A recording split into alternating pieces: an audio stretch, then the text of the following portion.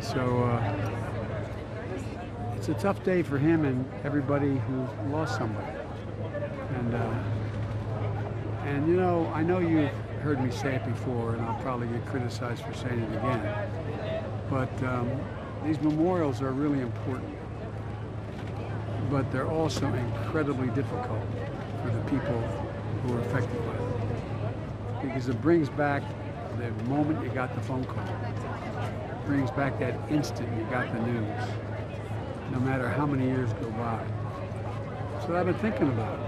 I've been thinking of all the people. When I was down at the Rock, talking to a number of family members who lost somebody. You know, think about it. Talk about genuine heroism. I'm not talking about the news media now, but think of all of you if you're on that plane, knowing two terrorists in the cockpit. How many of you said, I got a good idea. Let's go up and rush that cabin. Even though you knew that probably they're going to do something you're going to lose anyway, but it's one thing to say, I know I should step up, another thing to do it. That's genuine heroism. That's not on the margins, that's not, maybe you did heroic, I mean, you know, and I just think, I thought that President Bush made a really good speech today. Genuinely good speech about who we are. We're not, the core of who we are is not divided. It's just this notion of, I don't know how to explain it. I think, Jeff, I've talked to you a little about this. I think the real issue for those kids I just had a picture taken with, some of them had Trump hats from last year. I think for them it's going to be, are we going to, in the next 4, 5, 6, 10 years, demonstrate that democracies can work or not?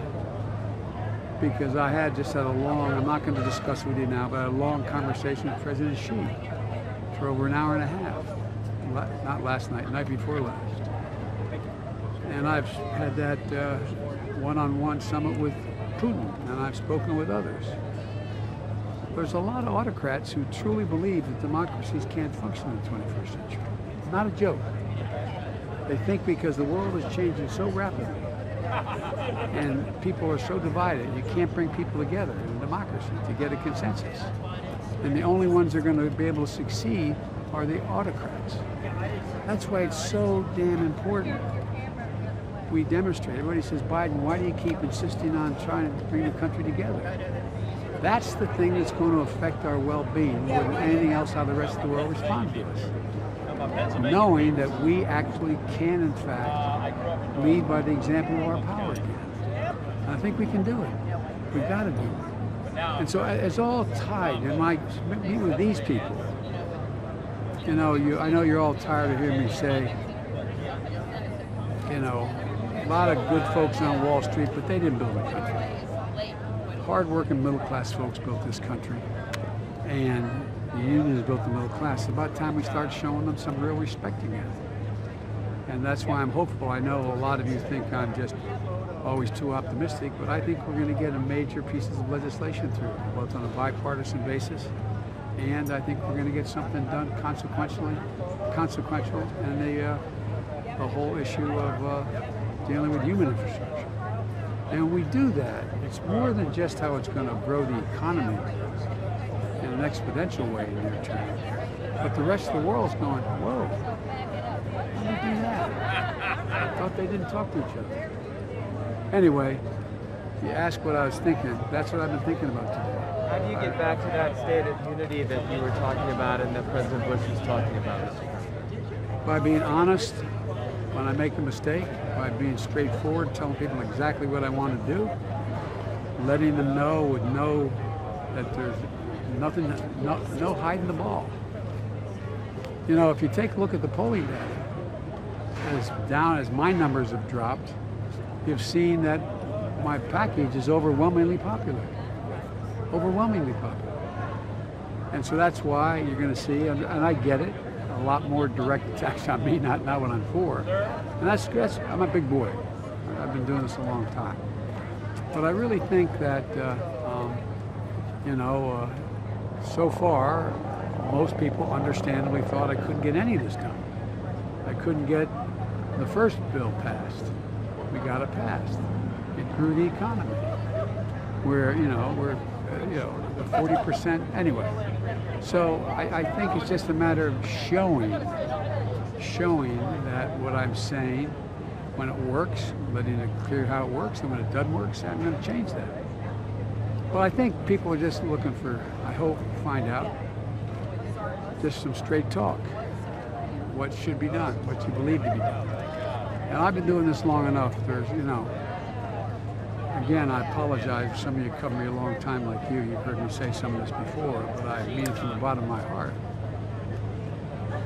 I told you the story about when I won as a 29-year-old kid. Everybody said, well, what's the secret?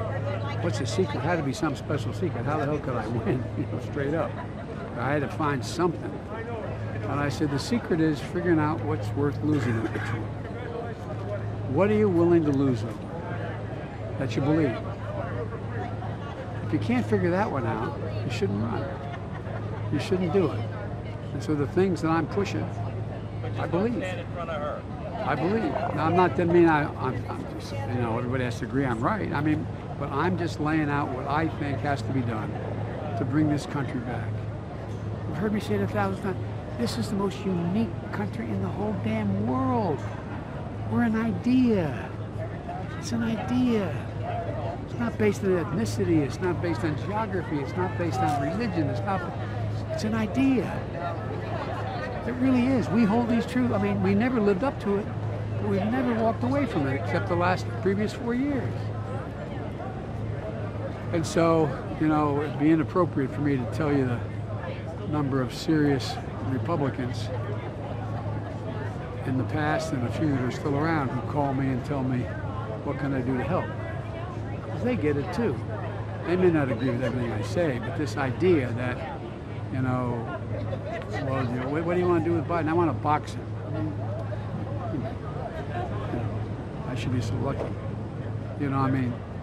But it is the kinds of things, or, stuff that is coming out of Florida, stuff that's coming out of, Robert E. Lee had been in Afghanistan. We would have won. No, anyway, I'm telling you too much, but the point is, what I'm thinking about today is what these people who, and I've got a small piece of one of the beams they gave me last time, or not last time, but how many times ago, and the flag they gave me. And I'm thinking of, what are the people who died? What would they be thinking?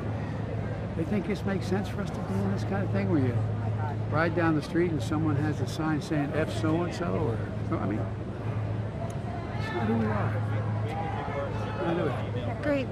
Thank you, sir. We're in Afghanistan anymore. Do you think this marks a new phase for the country as it experiences this anniversary 20 years later? Well, I think, look, I do.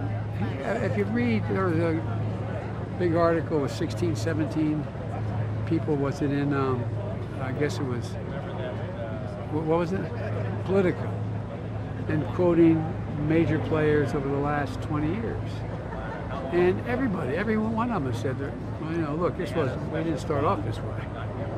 If you had told anybody that we were going to spend $300 million a day for 20 years to try to unite the country after we got bin Laden, after Al-Qaeda was wiped out there, can Al-Qaeda come back? Yeah, but guess what? It's already back other places. What's the strategy? Every place where Al-Qaeda is, we're going to invade and have troops stay there? Come on. Anyway, so I just think that, and again, what people are, as I read it, I'm told, 70% of American people think it was time to get out of Afghanistan, spending all that money. But the flip of it is, they didn't like the way we got out. But it's hard to explain to anybody, how else could you get out? For example, if we were in Tajikistan and we pulled up a C-130 and said, we're going to let, anybody who was involved with being sympathetic to us to get in the plane, you'd have people hanging the wheel well. So, but you guys got a tough job, and I'm glad I don't have it. So anyway, I'm gonna.